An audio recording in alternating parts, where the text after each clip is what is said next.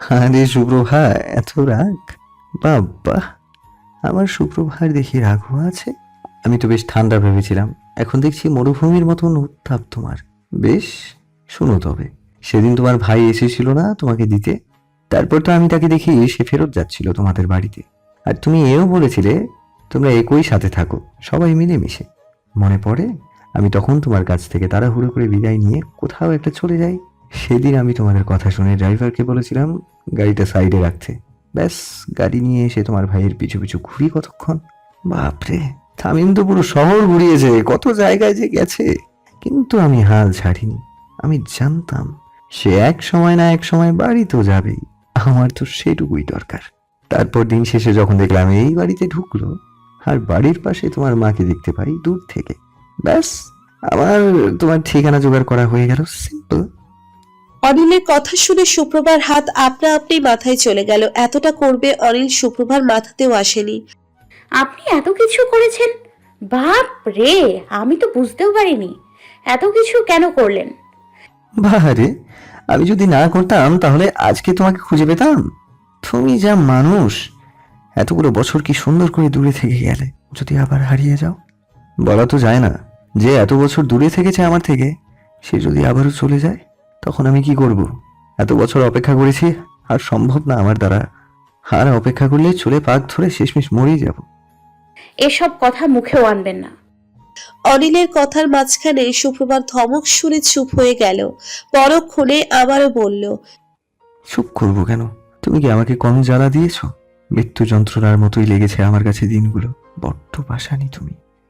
দেখুন, এত কিছু জানি না। আমি শুধু এটুকু জানি, আমি আমার বাবাকে কথা দিয়েছিলাম যাতে আপনার সাথে যোগাযোগ বা কোনো সম্পর্ক স্থাপন করে। আমি আমার বাবাকে আর কোনো অপমানের মধ্যে না ফেলি। আপনি চলে যান এখান থেকে। না, আমি যাব না। আমি বলেছি না, আর অপেক্ষা করতে পারবো না। দেখুন, আপনি চলে যান বলছি। আবার একটা অশান্তি হবে, আপনার বাবা আসবেন হয়তো আপনার খোঁজে এসে। আমি নিশ্চিত উনি আমার পরিবারকে দোষারোপ করবে, যা আমি হতে দিতে পারি না। তার চেয়ে ভালো আপনি চলেই যান। এখন আমি কই যাব সুপ্রভা? আমি তো এই শহরে এসেছি কেবল তোমার জন্য।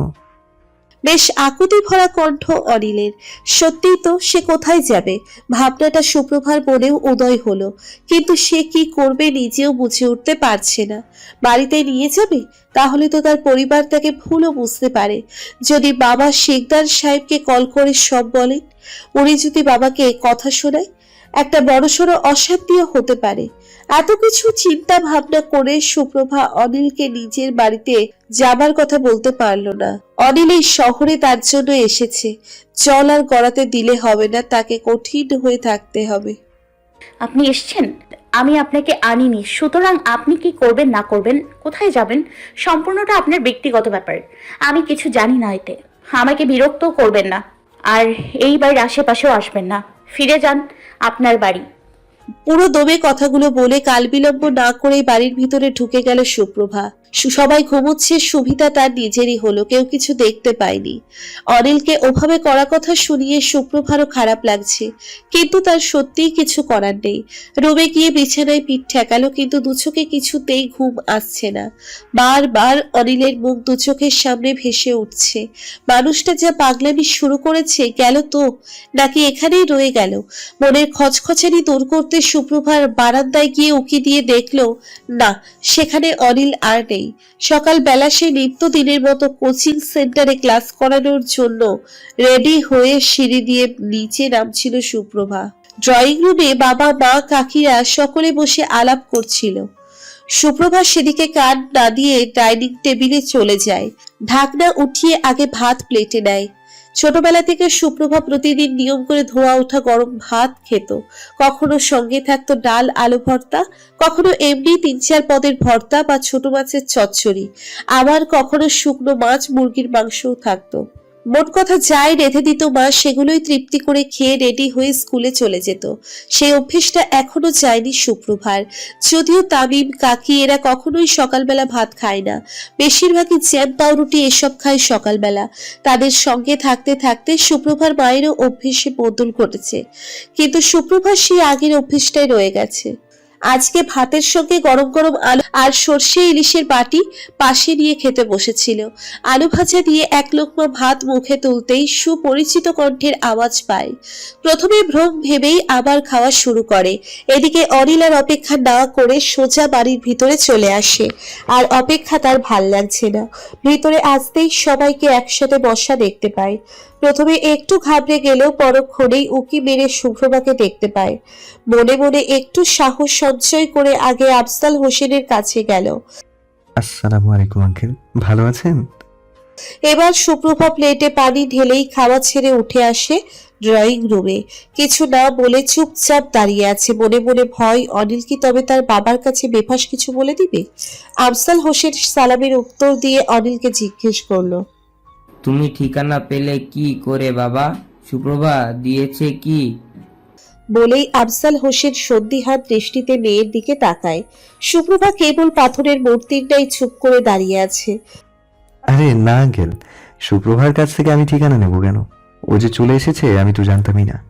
আসলে আপনাদের এই বাড়ি থেকে আধা ঘন্টা দূরত্বে আমার এক ছোট ভাই ভাড়া থাকে। ভার্সিটির জন্য ওর সাথে দেখা করতে এসেছিলাম। তারপরে এদিক দিয়ে যাবার সময় আন্টিকে দেখতে পাই, তাই ভাবলাম আপনাদের সাথে একটুখানি দেখা করে যাই। বিরক্ত করলাম নাকি আঙ্কেল?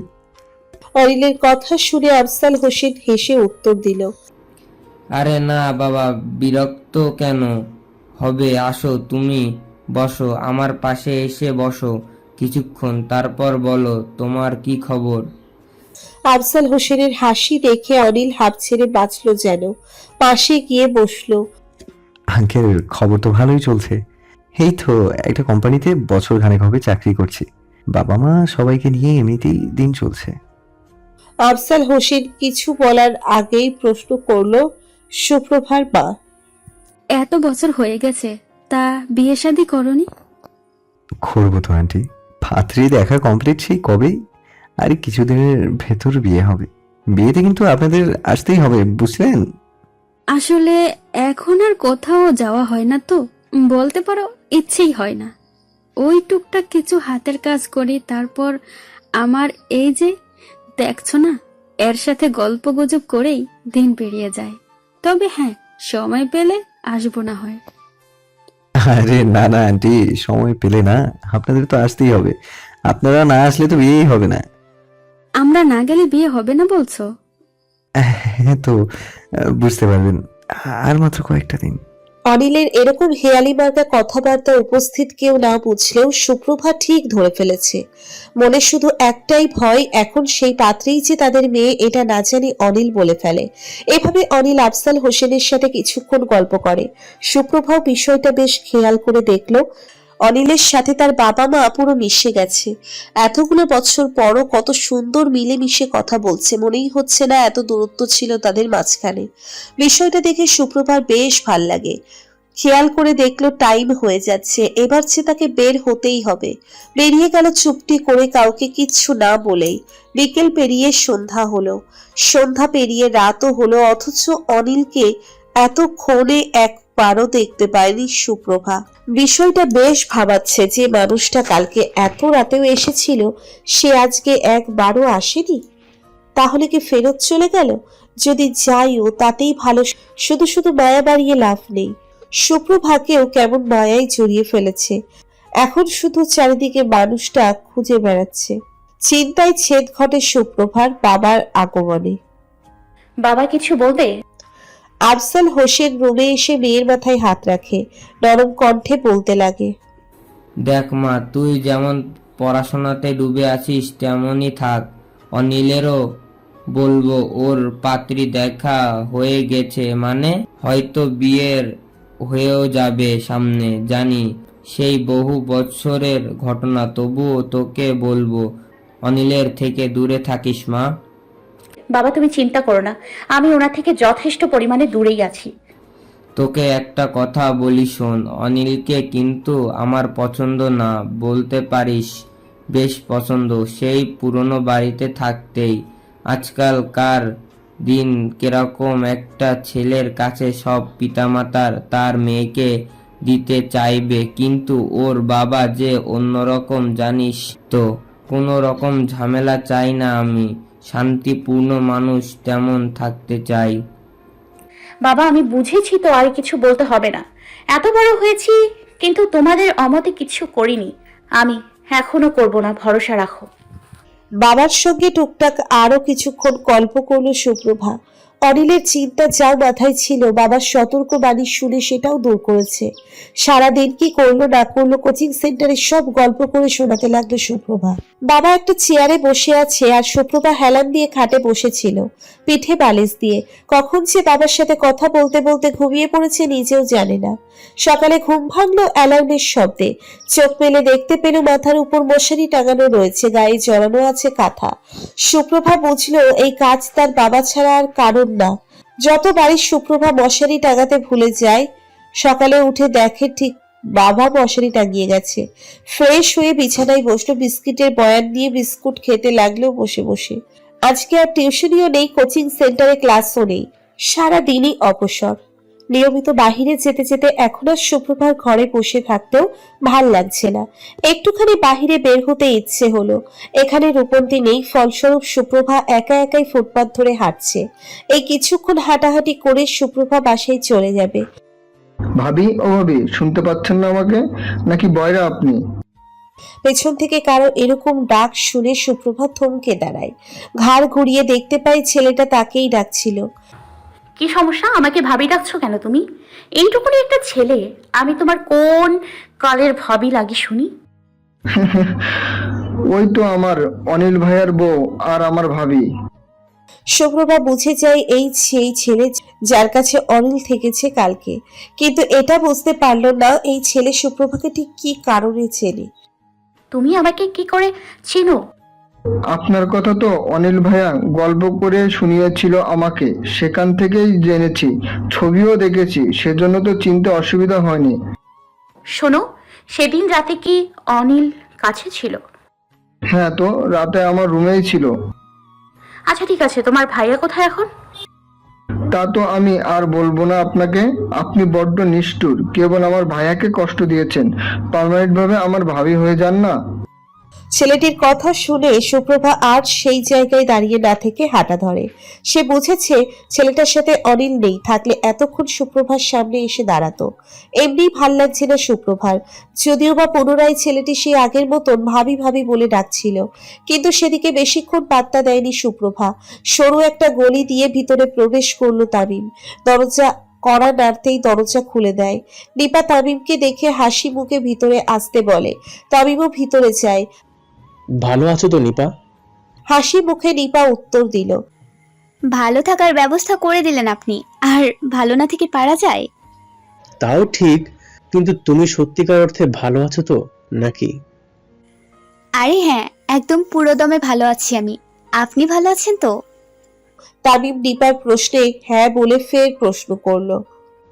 ভালো আছি বই কি। আচ্ছা, রুমে যে তেমন মেয়েদের দেখছি না, বাকিরা সবাই কোথায়? আসলে আজকে ছুটির দিন তো, যদিও আমাদের কাজ কোনো অফিস চাকরি বাকরি নয়, তাও বাকি মেয়েরা সবাই দল বেঁধে গেছে সিনেমা দেখতে। আর দুজন যায়নি আমার মতন, ওরা অবশ্য পাশের রুমে বসে লুডো খেলছে। তুমি যাওনি কেন? আচ্ছা বেশ, সিনেমা দেখতে যাওনি তো একা একা বসে আছো কেন? আমারও তো সিনেমা দেখার ইচ্ছে নেই। নিজের জীবনটা কি কম সিনেমার মধ্য দিয়ে গেল? একেবারে বাস্তব সিনেমা। এই সিনেমার দৃশ্য মনে পড়লেই আঁতকে উঠি। আর লাগবে না কোনো সিনেমা। তামিম কিছু বলল না, দুজনের ভিতর পিন পিনে নীরবতা। কিছুক্ষণ পর তামিমই নিজে থেকে বলল, তা দ্বিতীয়বার বিয়ে শাদী নিয়ে কি ভাবলে? এভাবে কি থাকা যায়? তোমার তো পুরো জীবনটাই বাকি রয়েছে এখনো। না, এখন আর বিয়ের সাথে নিয়ে অত চিন্তা নেই। এই সমাজে ডিভোর্সিদের কি এত তাড়াতাড়ি বিয়ে হয়? হয় না তো। সমাজের কটু কথা, এর চোখ রাঙানি ওর চোখ রাঙানি, ধমক, এসব শুনতে শুনতেই তো জীবন পার হয়। আমারও হবে তেমনই কিছু একটা। খারাপ লাগারই কথা। কেন যে তখন তোমার বাবা মা একটু দেখে বিয়ে দিল না? মায়া হচ্ছে খুব তোমার জন্য। আপনি দয়াবান মানুষ, মায়া লেগেছে সেজন্য আমাকে কাজের ব্যবস্থা করে দিলেন। ব্যাপার না। আগে তো টাকা খাওয়ার জন্য মানুষের খোটা শুনতাম, এখন তো সেটা থেকে বেঁচে গেছি। নিজে যা দুটো খাই নিজেই যোগান দিতে পারি এখন। ভালোই আছি আমি। এমনি করে জীবন পার হয়ে যাবে, কেউ আসলে আসবে, নয়তো আমি এমনিই ভালো আছি। আর কারোরই আশা মনে পুষে রাখি না। কোনো সাহায্য লাগলে নির্দ্বিধায় বলতে পারো, যতটুকু পারি সাহায্য করব। মন খারাপ করো না। আল্লাহ প্রত্যেকের জন্যই একজন করে ভাগ্যে রাখেন, হয়তো তোমারও আছে।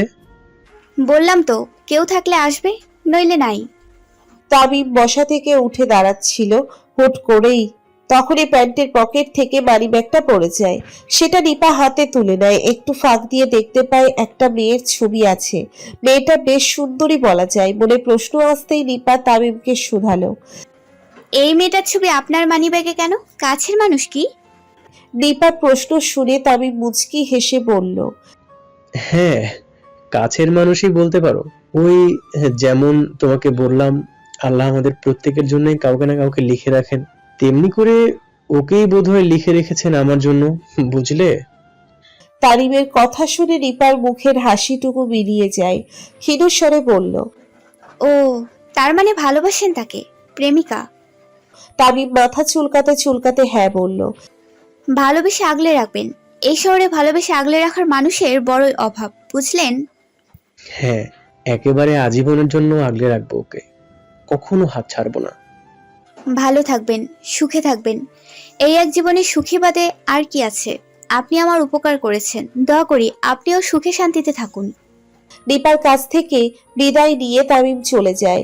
নিপা তামিমের যাওয়ার পরে কতক্ষণ তাকিয়ে থাকে, কেমন যেন মনটা খারাপ হয়ে গেল। এই তো 3-4 বারের দেখাতে কাউকে ভালো লাগতে পারে, হয়তো পারে। মানুষের মন, সে তো কত কিছুই চায়। তাছাড়া ভালোই হয়েছে, নিপার সাথে তামিমের কখনোই যায় না। গেলেও হয়তো নিপাকে সেই আগের কথাই শুনতে হতো, ডিভোর্সি বলে ছেলে ফাঁসিয়েছে। তার চেয়ে বরং সে এমনিই ভালো আছে একলা একা। জীবন কাটাতে হলে যে কাউকে পেতেই হবে এমন তো কোনো কথা নাই। কিছু কিছু মানুষের জীবন তো একলা অধরা কেটে যায়। নিপাও বুঝি সে দলেরই একজন। তাতে বিন্দুমাত্র আফসোস নেই। আগের জীবনের চেয়ে এই জীবন ঢের ভালো। সে তো কর্ম করেই বেঁচে আছে, সেটাই বা কম কিসের। আজকে নিয়ে পুরো 3 দিন অনিল নিখোঁজ। মানে মাকে যদি বলেছিল ফোন করে একটু সে ভালো আছে, তবুও মনের অশান্তি কমছে না। ড্রয়িং রুমে শিকদার সাহেব আর সুনেরা বেগম বসে আছে। পায়চারি করছে কেবল শিকদার সাহেব। টেনশনে কি করবে বুঝে উঠতে পারছে না। সুনেরা বেগম সমান তালে কেঁদে যাচ্ছেন। শিকদার সাহেব কি করবেন কিছুই বুঝছে না। একে তো ছেলে নেই, একদিকে স্ত্রী কান্না, আবার নিজের মনে টেনশন। আমার ছেলের এই নিখোঁজের জন্য তুমিই দায়ী একেবারে। টেনশনে টেনশনে পাগল হচ্ছিল। এর ভিতর স্ত্রীর এরকম কথা শুনে বিরক্ত ধরে শিকদার সাহেবের। এমনিতেই ভাল লাগছে না, আবার তুমিও শুরু করেছো?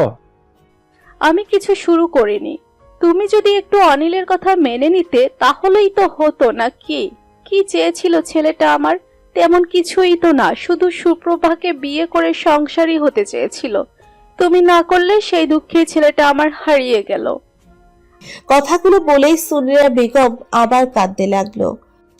সত্যি এবার মনে হচ্ছে আমারই দোষ। আমি যে কেন মেনে নিলাম না ছেলেটাকে হারাতে হতো না।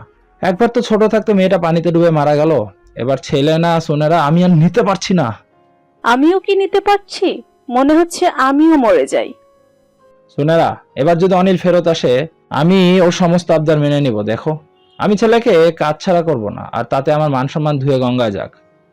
শিকদার সাহেব কথাগুলো বলতে না বলতে পাশ থেকে অনিল বলে উঠল, তাহলে চলো এক্ষুনি সুপ্রভাতের বাড়িতে বিয়ের প্রস্তাব নিয়ে যাবে বাবা। তাহলে আমি আর কখনোই ভ্যানিশ হব না, পাক্কা।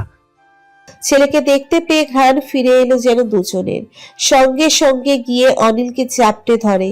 ছেলেকে জড়িয়ে ধরে মায়ের সে কি কান্না। কোথায় ছিলিস তুই বাবা? ফোন বন্ধ কেন? যোগাযোগ করতে পারছিলাম না। কই ছিলিস?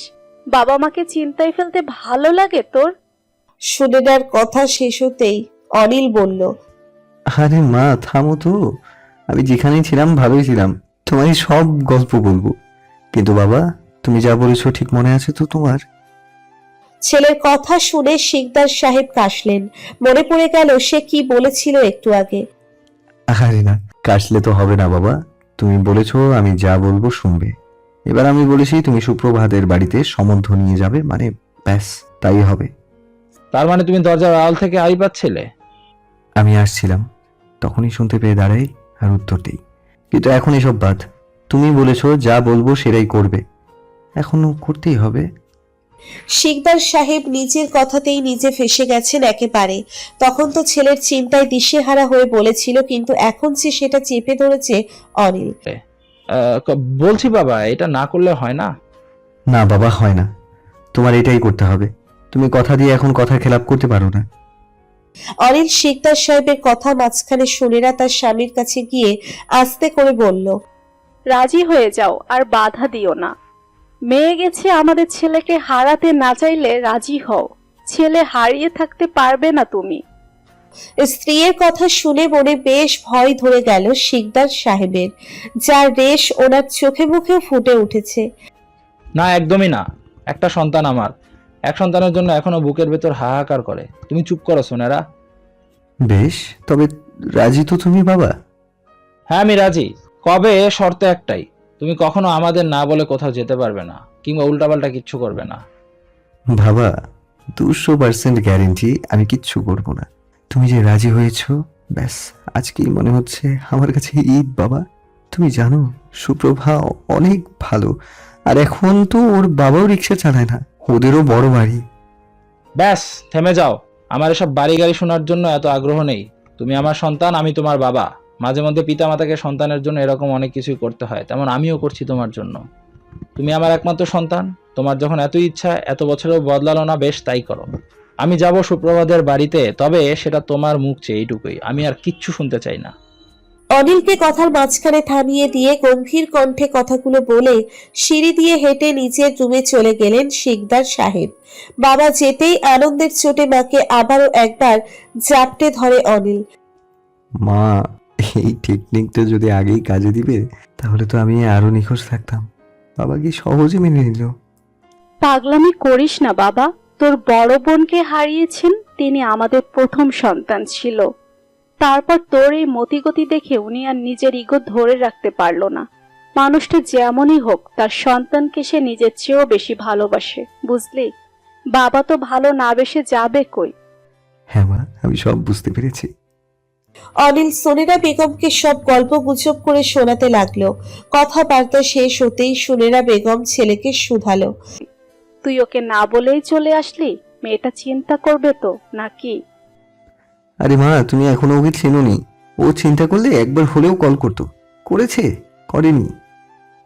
মেয়েটা তার পরিবারের কথা ভাবে, বাবার কথা শুনে, সেজন্যই হয়তো তোর দিকে ঝুঁকেনি এতগুলো বছর পরও। অথচ তোর বাবার কাছে আগে খালি সম্বন্ধ আসতো, কারণ তিনি তখন বড় পদে ছিলেন। তোর বাবা যে কেন মেয়েটাকে বুঝে না রে? বুঝবে, বুঝবে মা, একদিন না একদিন ঠিকই বুঝবে। তুমি এসব বাদ দাও তো, দুটো খেতে দাও আমাকে। ওদিকে চিন্তায় চিন্তায় ভিতরে শেষ হয়ে যাচ্ছে সুপ্রভা। সে যতই না করুক, মনে তো একটা চিন্তা রয়েই গেছে, মানুষটা আদৌ কোথায় গেল এই অচেনা শহরে। সুপ্রভা কাজ পিঠে থাকলে তো সব সময় মস্করা করে, কথা বলে, এখন কই গেল? সুপ্রভা আর দেরি না করে সেই যে অনিল মেসেজ দিয়েছিল, মনে মনে সাহস সঞ্চয় করে অনুমানের ভিত্তিতে সুপ্রভা সেই নাম্বারে কল দিতেই পরপর 3বার রিং হয়, তারপর কল কেটে যায়। সুপ্রভা এখনো নিশ্চিত না নাম্বারটা অনিলের কিনা। আন্দাজের বসে কল করলেও কল তো ধরবে না। সুপ্রভার চিন্তা কেবল বারবার বেড়েই যাচ্ছে। ওদিকে অনিল সুপ্রভার ফোন থেকে মিসড কল দেখে হাসে কিছুক্ষণ। সে ইচ্ছে করেই সুপ্রভাকে চিন্তায় ফেলতে কল কেটে দিয়েছে। যে চিন্তা ভয়ের মধ্যে অনিল ছিল, এবার সুপ্রভাও থাকুক একটুখানি, ক্ষতি কি? কালকে তো সারপ্রাইজ আছেই। পরের দিন সকালবেলা সুপ্রভা রেডি হয়ে নিচে নামে। ফোনে জুনাইদের সাথে কথা বলেও কিছু জানাতে পারে না, কারণ সে নতুন বউ নিয়ে মামাবাড়ি ঘুরতে গেছে। অনিলের ফোন নাকি বন্ধ। চিন্তায় চিন্তায় আর সময় পার হচ্ছিল না সুপ্রভার। যতই বারণ করুন, দূরে সরাক, সবকিছুর ভিতরে সত্যিই তো একটাই, সে অনিলকে মন প্রাণ উজাড় করে ভালোবাসে। নিচে নামতেই কলিং বেলের আওয়াজ শুনে থমকে দাঁড়ায়।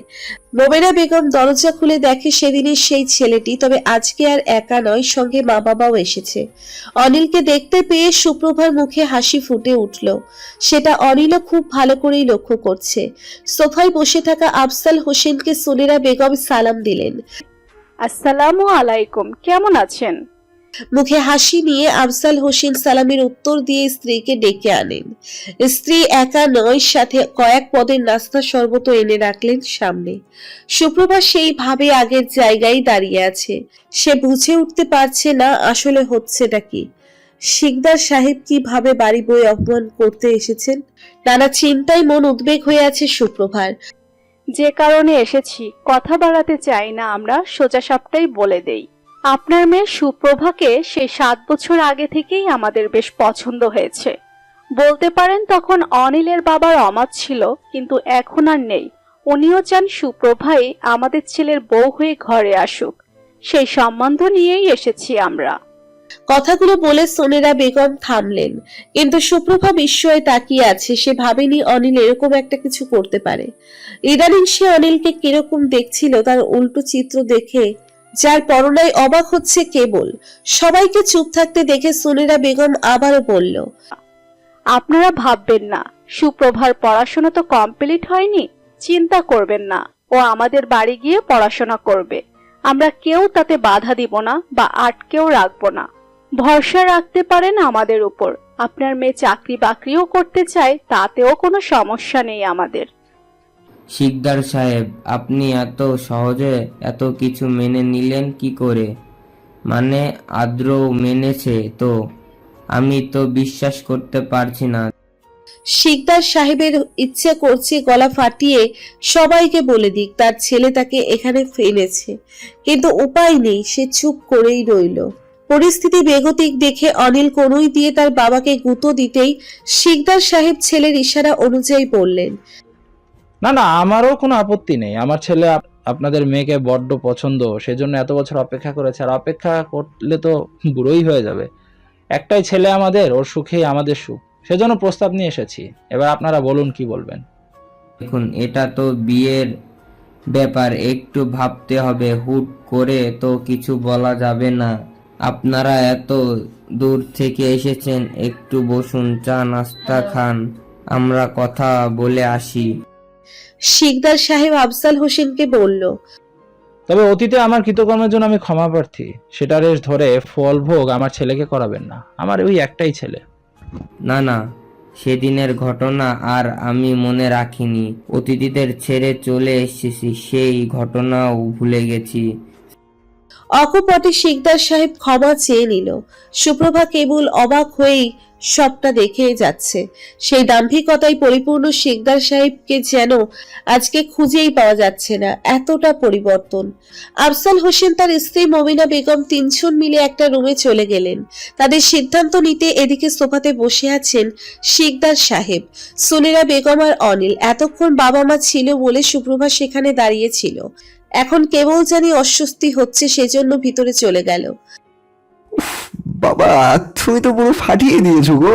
আমি তো তোমাকে ক্ষমা চাওয়ার বিষয়টা বলিনি, তাও কি সুন্দর করে বলে দিলে। চুমো নাও বাবা। ছেলের আনন্দময় কথা শুনেও শিকদার সাহেবের মন গলানো গেল না। সে কাঠপুতুলের মতন কেবল বসেই আছেন। ভেতরে ভেতরে উনি চাইছেন কখন এখান থেকে যাবে, তবে সেই ভাবনা মনেই পুষে রেখে দিল ছেলের জন্য। কিছু বলল না। নিজেদের ভিতর পরামর্শ শেষ হতেই আফজাল হোসেন সুপ্রভাকে ডাক দেয় ওর মত জানার জন্য।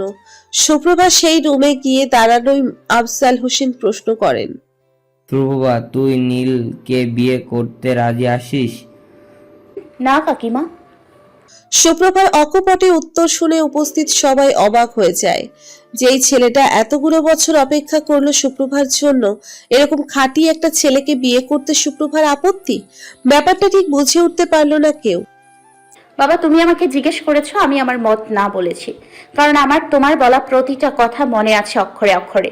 এবং শিকদার আঙ্কেলের সেই দিনকার করা অপমানও। তুমি বলেছো আমাকে এমন কোনো কাজ না করতে যাতে তোমাকে ওনাদের সামনে ছোট হতে না হয়। সেজন্য আমি নিজেকে লুকিয়ে রেখেছি ওনার ছেলের থেকে তোমার কথা শুনতে।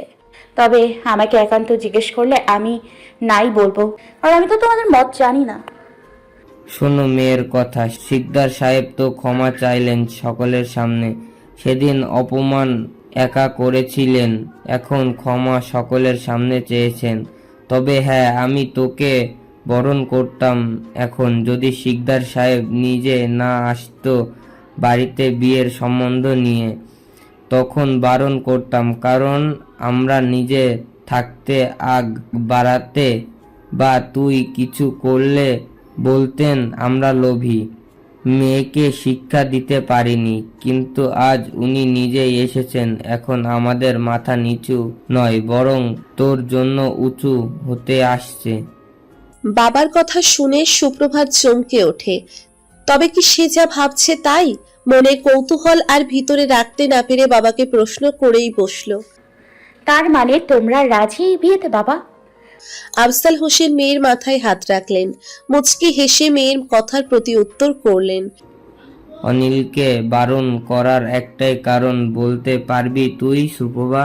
সে যে 7 বছর আগে প্রথম আমাদের বাড়িতে এসেছিল, তখন থেকে আমার ওকে ভাল লাগে। তারপর যখন আমার অ্যাক্সিডেন্ট হলো, ও আর ওর মা যেমন করে হাসপাতালে এসেছিলেন, সেসব কি আমি ভুলে গেছি? ভেবেছিস ও যুবক বয়সে আবেগ হয়তো তোর জন্য, কিন্তু না, ধারণা ভুল প্রমাণিত করেছে অনিল। এমনিতেও অনিল আর 5টা ছেলের মতো নয়, যে ছেলে 7 বছর অপেক্ষা করতে পারে একটা মেয়ের জন্য, যে ছেলে বাবার ধার্মিকতার গুড়িয়ে দিয়ে ক্ষমা চাইতে পারে, সে ছেলের কাছে আমার মেয়ে দিতে কোনো আপত্তি নেই, বরং আমরা খুশি হব। শুধু কারণ ছিল ওর বাবার অপমান। তিনিও যখন নিজেকে শুধরে নিয়েছেন, তাহলে আর আপত্তি কিসের করব? আমি না, বরং উনি নিজে এসেছেন আমাদের বাড়িতে, তখন আর কোনো আপত্তি না করা কোনো কারণ নেই। সুপ্রভার মনে আর কোনো প্রশ্ন রইল না। সে যা বোঝার বুঝে গেছে। আজকের সকালটা শুরু হয়েছে অনিলের চিন্তায় চিন্তায়, অবশেষে পেল খুশির সংবাদ। সুপ্রভা ভাবতেও পারেনি আজকের সকালটা এত রঙিন হবে, এত সহজে সবাই সবকিছু মেনে নিবে। খুশি যেন আর ধরছে না। নির্ঘাত কেউ না থাকলে এতক্ষণ নেচে গিয়ে নিজের আনন্দ প্রকাশ করে নিত, কিন্তু সামনে বাবা মা আছে দেখে ভদ্র মেয়ের মতন চুপ করে রইল। এদিকে খুশিতে আত্মহারা প্রায়। সুপ্রভাকে চুপ থাকতে দেখে মা প্রশ্ন করলো,